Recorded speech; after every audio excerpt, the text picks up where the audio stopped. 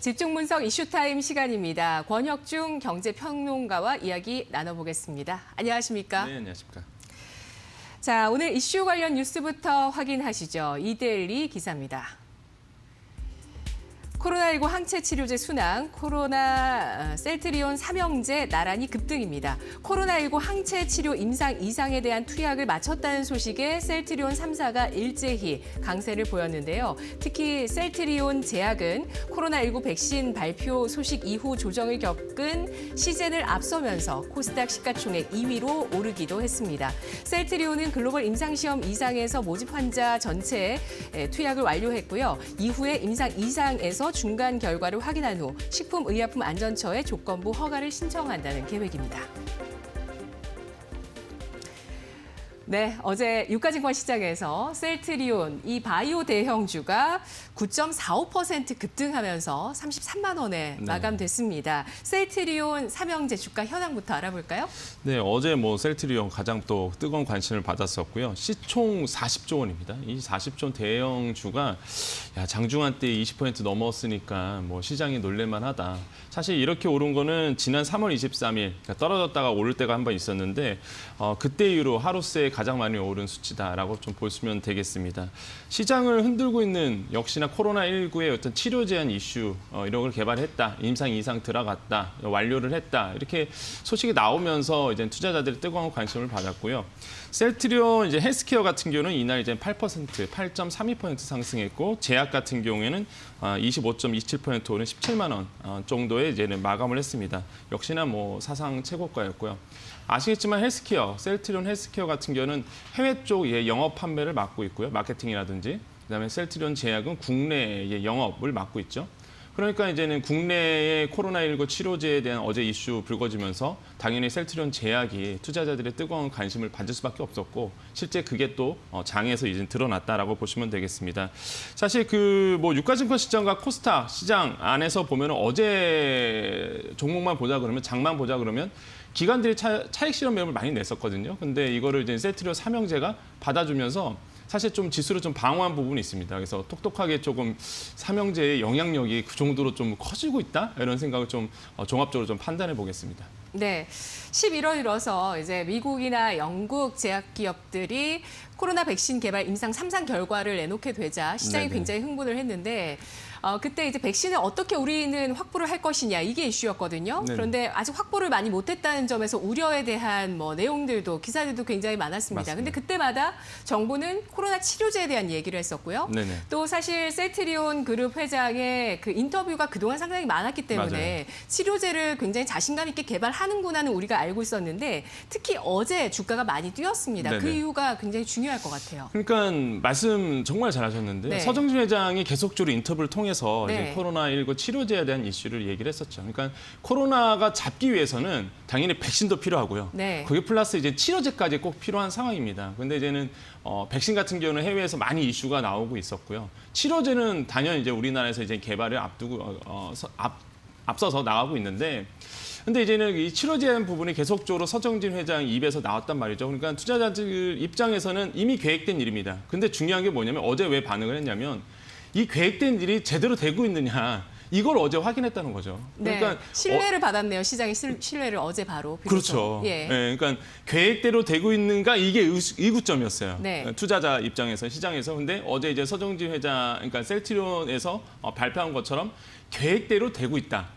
이거를 이제 확인한 거거든요. 그러다 보니까 시장에서는 이제 바로 이제는 반응을 해서 삼형제가 주목을 이제 받기 시작했던 거고 왜 그 투자자들이 조금 의구심을 보냈냐면 사실 우리나라는 코로나19가 어느 정도 컨트롤이 되고 있었습니다. 물론 오늘은 좀 상황 봐야 되겠죠. 네. 오늘 이제 확진자 수가 몇 명이 나오냐에 따라서 정말 3차 대유행이 이제 시작하느냐 이제 고비에 있을 텐데 일단은 컨트롤이 되고 있었기 때문에 임상 환자 수 확보가 굉장히 어려울 거다라는 시장의 어떤 시각이 있었습니다.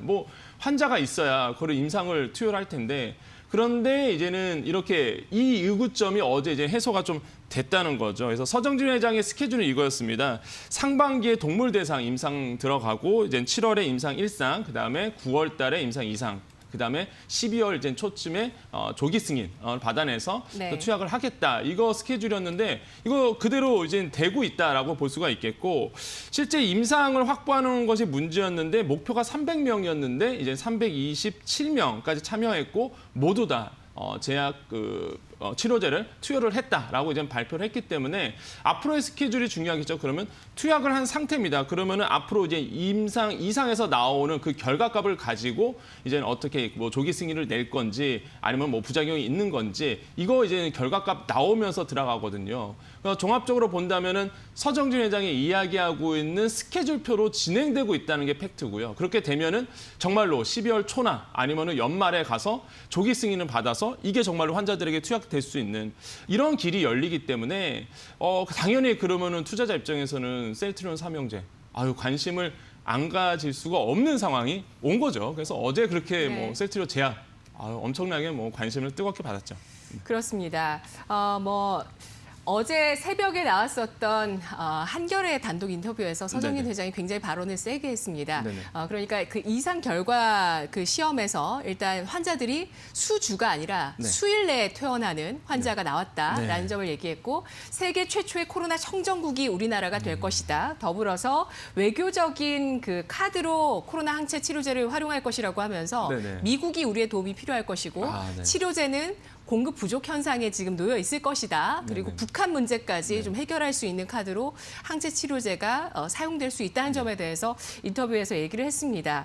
어제 굉장한 신뢰 급등세로 연출이 됐는데 시가총액의 변화도 굉장히 지금 활발하죠. 그렇죠. 지금 셀트리온에 대한 워낙 관심이 많다 보니까 그러니까 시가총액 특히 이제 코스닥에서의 이제는 변동이 굉장히 심했죠.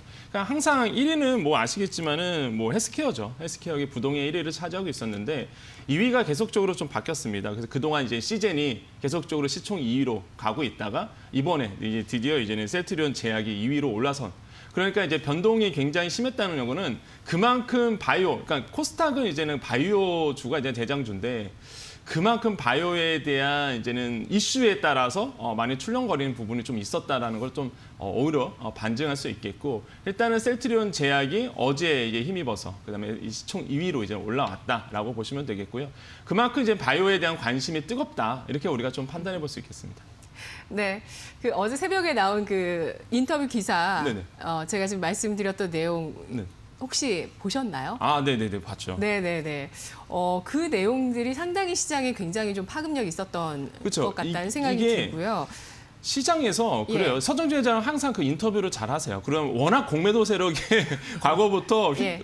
굉장히 스트레스를 많이 받으신 분이기 때문에 사실 종목에 대한 관심이 굉장히 많으세요. 그러니까 주식 시장에 대한 자사에 대한 그러다 보니까 확실한 팩트를 전달함으로써 투자자들에게 정확한 정보를 전달하고자 하는 그 의도가 좀 느껴졌거든요. 네네. 네, 그 정도로 이제는 서정진 회장의 인터뷰가 시장에 큰 영향을 좀 미치고 있다고 생각을 해봅니다. 예, 어제를 기점으로 코로나 치료제 기대 심리가 본격화됐고요. 네. 다른 바이오 기업들은 어땠을까요? 사실 뭐 항체 치료제 하면은 이제 셀트리온이고 혈장 치료제 하면 이제 녹십자 이제 임상 계속 하고 있는데 이제 녹십자도 이제 관심을 많이 받고 있죠. 그래서 혈장 치료제입니다. 그래서 10건의 치료 목적 사용 승인을 이제는 획득한 상태입니다. 그러니까 이게 뭐냐면은 치료 목적 승인은 뭐냐면 다른 어떤 대체 치료제가 없는 거예요. 그다음에 너무 급박할 경우 이제 환자가 위독할 경우 이럴 경우에는 어쩔 수 없이 이제는 아직은 승인을 못 받았지만 치료 목적으로 사용 승인을 사전에 받아서 투약하는 거거든요. 이거 이미 하고 있습니다. 7고 경북대병원에서 시작을 했고 이번에 이제는 최근 강북 삼성병원에서도 이 약이 쓰이고 있거든요. 그러니까 그 말하는 혈장 치료제, 녹십자의 혈장 치료제가 아무래도 좀 선두로 좀 나가고 있는 모양, 이런 모양을 보이고 있고요.